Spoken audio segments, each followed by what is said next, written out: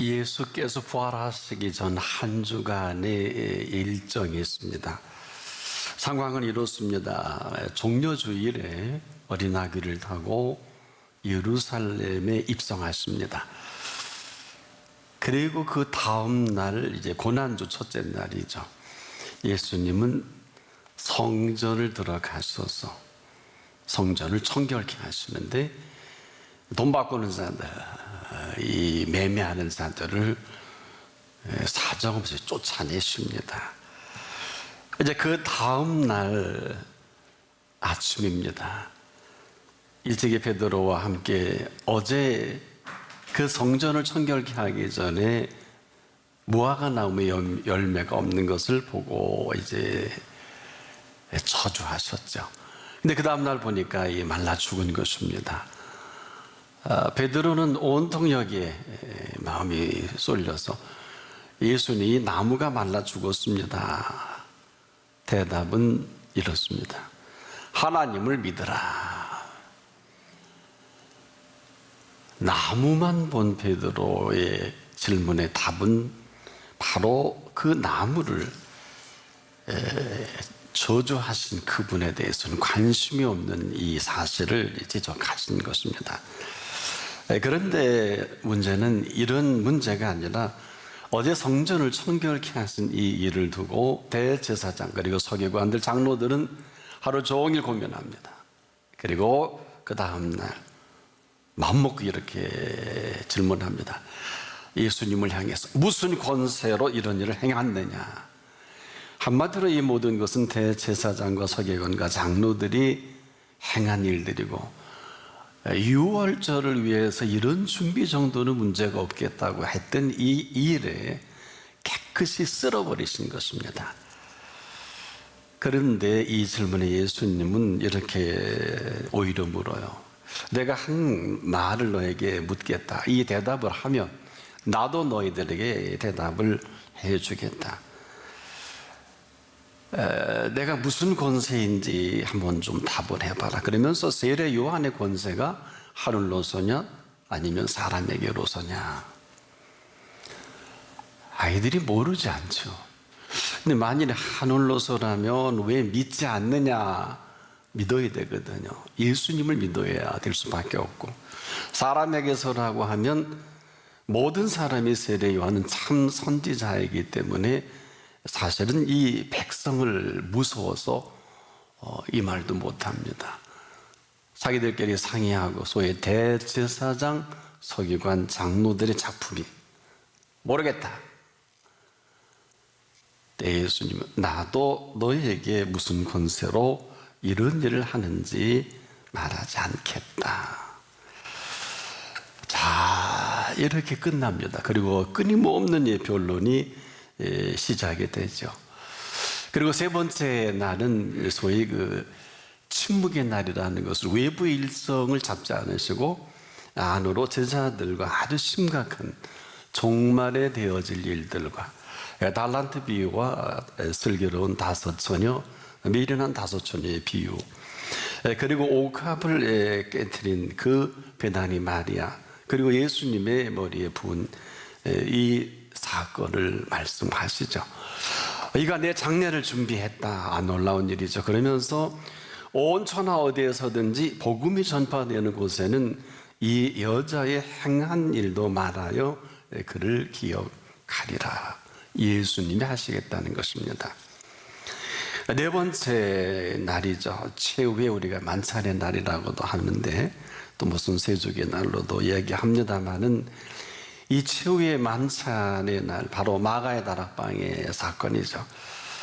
자, 이 최후의 만찬을 가지시면서 제자들에게 친히 이제 발도 씻기면서 아주 긴 고별사를 하게 됩니다. 사실이 요한복음 13장에서부터 17장까지 아주 소상하게 기록이 된 이 고별사입니다. 그리고 이제 11시에 겟세마네 동산에서 기도하신 다음 그 밤 12시에 잡히시게 됩니다. 자, 근데 그 잡히시기 전 그 만찬 때 친히 하신 말씀이 있죠. 이는 내 살이요 이는 내 피라. 그리고 떡과 포도즙을 나누어 주시면서 놀랍게도 가룟 유다 입에 넣어주면서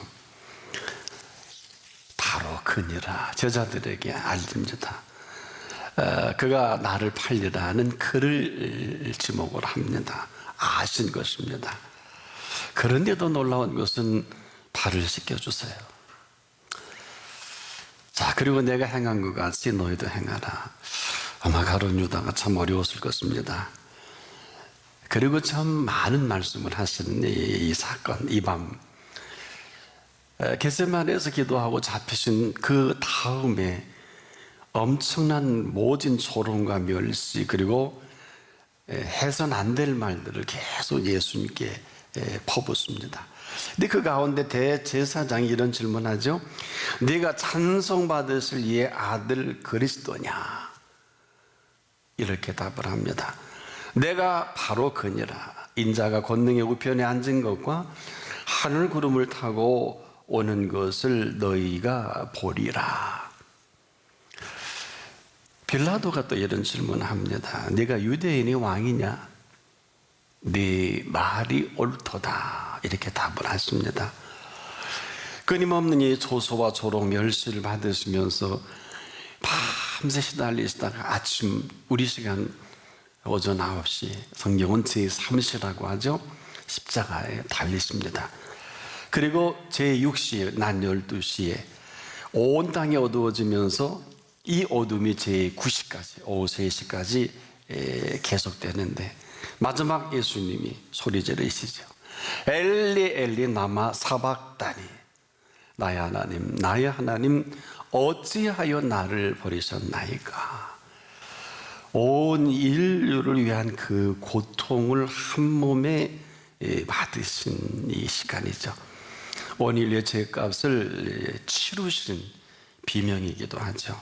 물과 피를 쏟으신 이 현장, 이렇게 죽기까지 이 고통을 통해서 이제 오전 9시에 달려 오후 3시까지 고통당하신 이 고통의 마지막 우리가 질러야 할 비명을 대신 질러주신, 그리고 운명하시죠.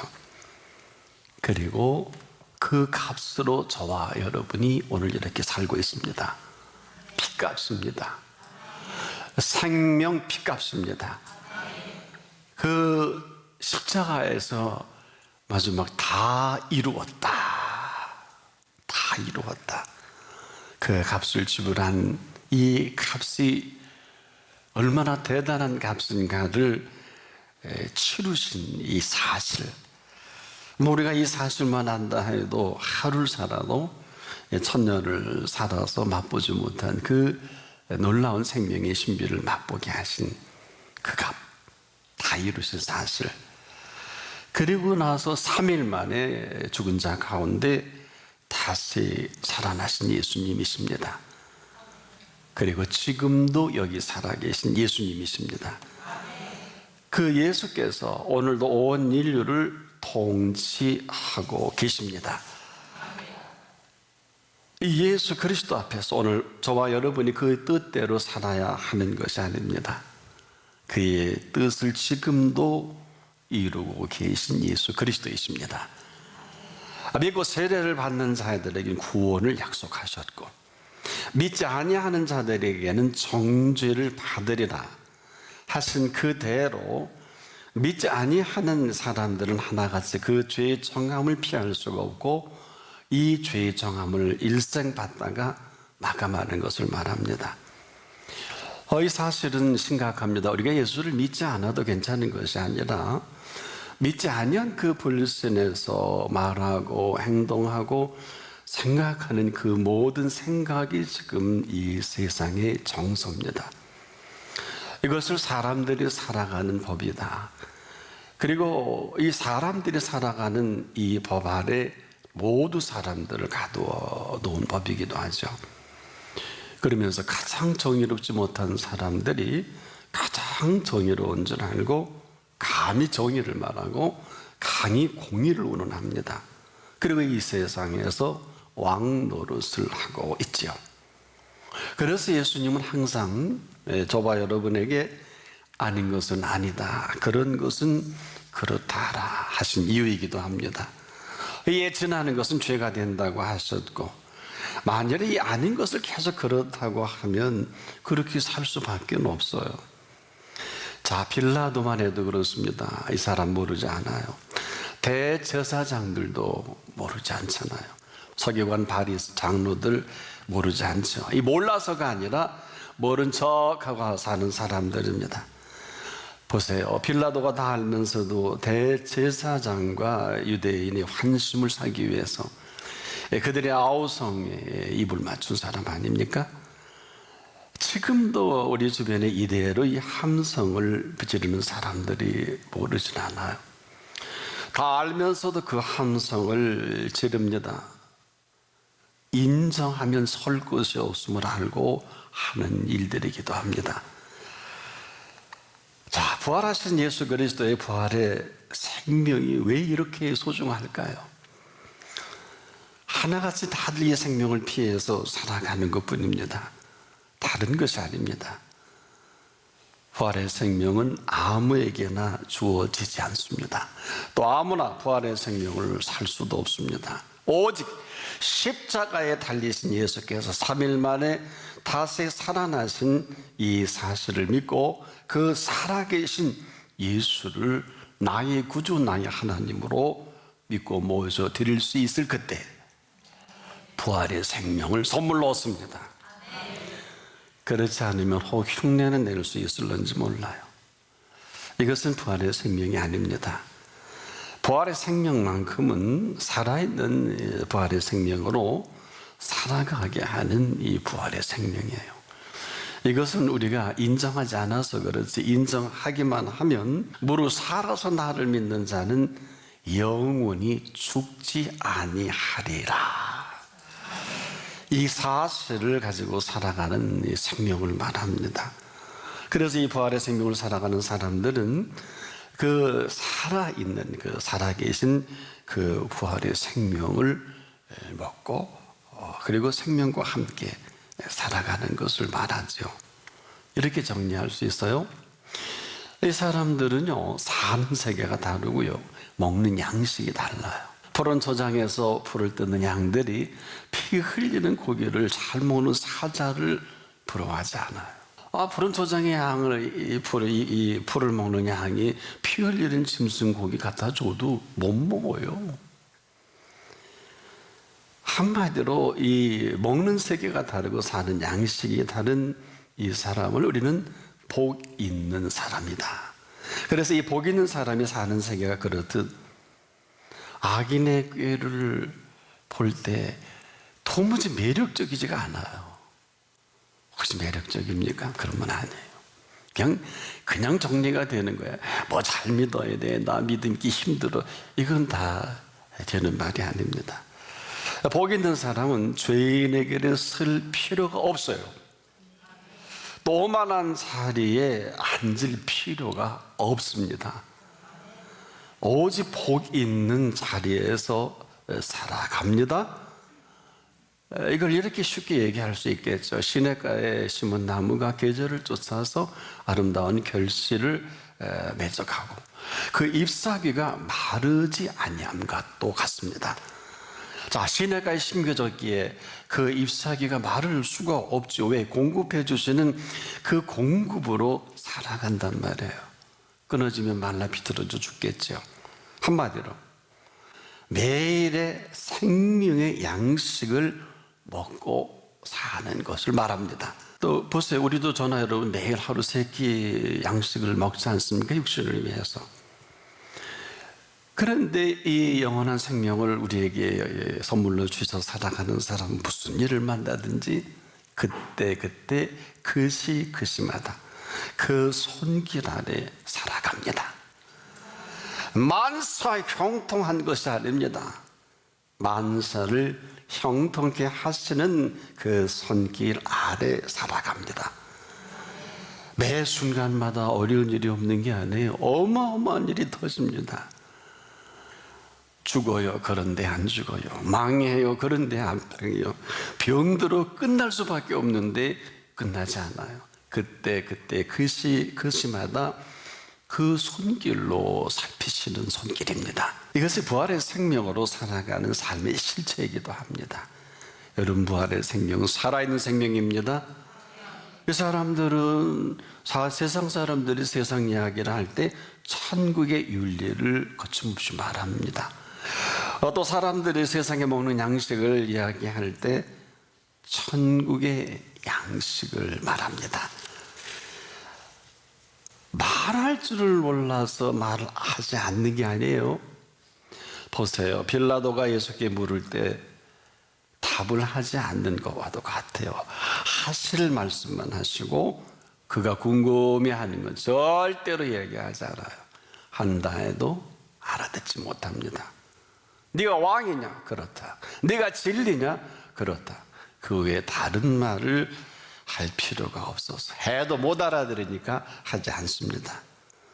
보세요. 이 사람 만왕의 왕을 집어 죽이고 그 손에 죽은 예수는 그 죽인 그 사람은 살인자가 되고 예수님은 그를 심판하는 심판자가 되지요.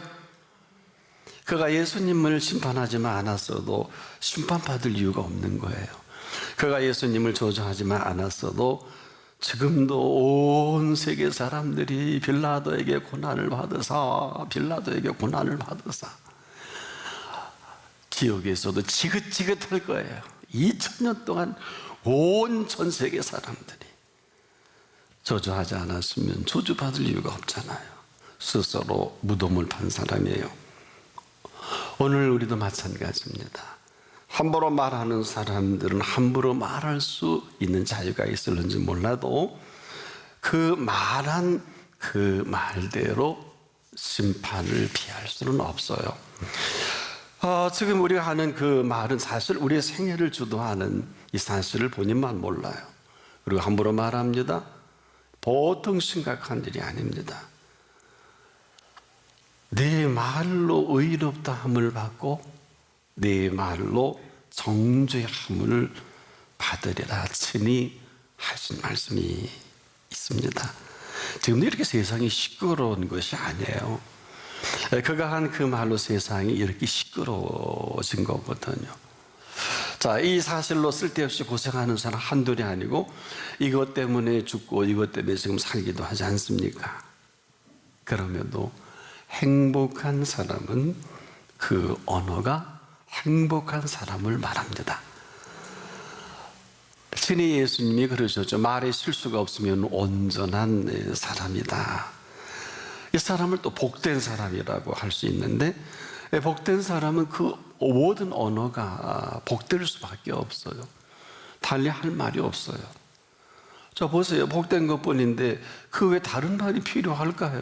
자, 이런 사람 오늘 생을 마감한다. 그러면 이 사람처럼 행복한 사람이 없습니다. 그의 죽음도 행복한 죽음이에요. 이런 사람 하루를 살아도 인생들이 1000년을 살다가 맛보지 못한 그 세계를 맛보고 사는 사람이에요. 바로 부활의 생명을 사는 사람입니다. 궁금하지 않으세요? 우리가 은혜를 함부로 얘기할 수 없는 것은 병이 낫고 응답이 되고 때로는 음성도 듣고 기적과 이적을 맛볼 수는 있어요. 거기까지. 그 다음이 없잖아요. 무화과 나무를 저주한 잎이 무성한 나무는 항상 열매를 맺고 잎이 무성해집니다. 그런데 저주할 만하니까 했던 이 무화과 나무에 이 사실을 두고 베드로는 하루 종일 고민하는 거죠. 우리도 그래요. 그 고민할 일이 아니에요. 할만해서 하신 일이고 예수님이 여느 사람처럼 함부로 행하시는 분이 아니시죠. 최소한도 성전을 청결케 하시기 전에 왜 성전을 청결케 할 수밖에 없는가? 바로 베드로나 그들과 똑같은 그 물음이 죽었네요 나무가. 그러니까 설명하시질 않고 하나님을 믿어라. 곧바로 들어갑니다. 그러니 이 산더러 들려 바다에 던지오라 하고 그 말하는 것이 이룰 줄 믿고 마음에 의심치 아니하면 그대로 되리라. 누가? 하나님을 믿는 그 믿음이 근거가 돼서 하나님이 행하시겠다는 거예요. 우리가 무슨 산을 움직여요? 아닙니다. 이 사실이 얼마나 대단하고 어마어마합니까? 그래서 무엇이든지 이 사실을 믿는 사람은 구하라. 그리하면 이루리라. 역시 그분이 이루신다는 것이지 우리가 기도의 응답을 받는 게 아니에요. 많은 사람들이 기도의 응답을 받는다고 하는데 틀린 말은 아니지만 응답해 주시는 것입니다. 우리가 지금도 참 어려운 게 인도 받으려고 하는데 인도가 없는 사람은 하나같이 내 생각이에요. 하나님은 지금도 우리가 인도 받으려고 해서 인도해 주시는 것이 아니라 하나님께서는 지금도 인도하시는 분이십니다. 내가 원하는 것을 이루는 것은 욕망이에요. 하나같이 아무리 어마어마한 기도의 제목이라도 내가 원해서 이루어가는 건 욕심이거든. 그런데 너희 안에 행하시는 하나님이시니 자기의 기뻐하시는 뜻을 따라 이런 것입니다. 너희로 소원을 두고 행하게 하시나니. 이게 전부 뒤바뀌어버린 거예요. 다 바꿔버린 거예요. 내 생각이거든요. 그런데 인도하시는 것은 하나님의 생각입니다. 예수 그리스도의 부활과 관계없는 수많은 사람들이 허덕이는 것은 도대체 종려주일에 어떤 일이 있었는지를 관심이 없어요. 종려주일은 고난주간이 아니에요. 고난주간은 월요일부터 고난주 첫째 날에 왜 이들이 이런 어마어마한 일로 인해 어려움을 당하고 또 친히 고난을 받으셔야 되는지, 이 한 주간에 되어진 이 일을 알지 못하면 그리스도인 할지라도 정확하게 예수 그리스도의 부활의 생명과는 관계없지 않을까. 우리에게 부활의 생명만큼은 주신 선물이에요. 그런데 그 내용이 어마어마하고 다 이루신 이 엄청난 완료형입니다. 그래서 그리스도인은 오늘도 현재 완료형으로 삽니다. 이전 것은 지나갔으니 보라 새 것이 되었도다. 이루신 건데 뭘 그렇게 우리가 수설을 피우고 뭘 그렇게. 여러분, 우리가 할 수 있는 게 뭐가 있어? 아무것도 없어요. 행여나 했다면 우리 속에 살아계신 부활하신 예수 그리스도께서 이루신 것들이에요. 아무것도 할 수 없다 그랬잖아요. 나를 떠나서는 너희가 아무것도 할 수 없는데 얼마나 작품들 많이 만듭니까? 지금 어마어마합니다.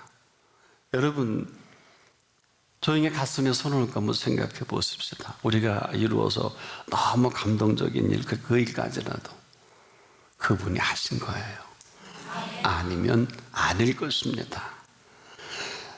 그래서 오늘 우리가 하루를 살더라도 살아서 나를 믿는 자는 영원히 죽지 아니하리니. 근데 목사님, 우리 어머니 돌아가셨는데요. 돌아가신 게 아니라 말은 맞는데 장례를 치른 다음에 그리스도인은 주님이 다시 사신 것처럼 주무시는 거예요. 그리고 예수님이 다시 깨워주신다 그랬어요. 그리고 우리는 그 나라에서 함께 만날 것입니다. 때문에 우리가 아는 시차와 예수님이 아는 시차는 달라요. 언제나 예수님의 시간은 처음과 나중이에요. 예수님은 언제나 알파 오메가이신 이 사실은 예수님은 어제라도 오늘이라도 내일이라도 동일한 시간입니다.